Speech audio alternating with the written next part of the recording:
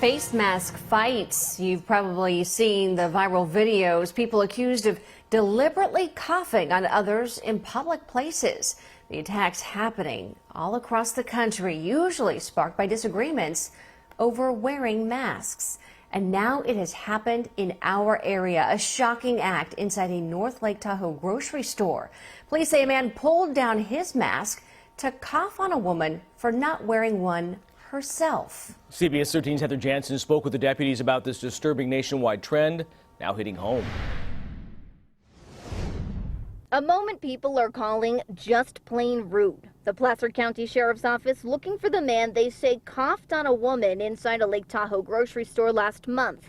In this video, they say the man pulls down his mask to cough on her after confronting her for not wearing one herself. And told her that she needed to wear a mask and he didn't want her to bring her sickness up to his home. The victim telling law enforcement this man was too close for comfort, saying the suspect was only an inch away from her face.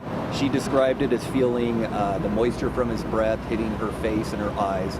Safeway surveillance video showing what transpires as it happens. As the man walks away, deputies say he was clearly on edge. Well, he gave her the bird, too. We showed the video to shoppers, many like Samuel Gutierrez, shocked to see what unfolds. Oh, he walked back, took his mask off, coughed on her, and then walked away and flipped her off.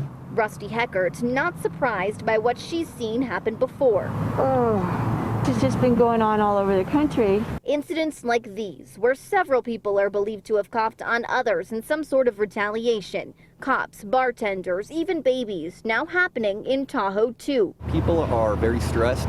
They're angry. A lot of people are frightened, quite frankly.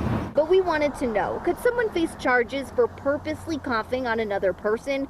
In California, that answer is yes. Spitting on somebody and getting that close and coughing on them has always been considered under California law an assault and potentially battery.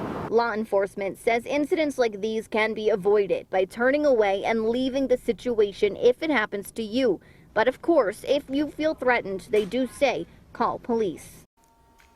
Heather, thank you. At this point, the Placer County Sheriff's Office says they're still looking for the guy, and he leads on the suspect. He's believed to be a white man in his 50s and 60s, pretty big, about 6'4".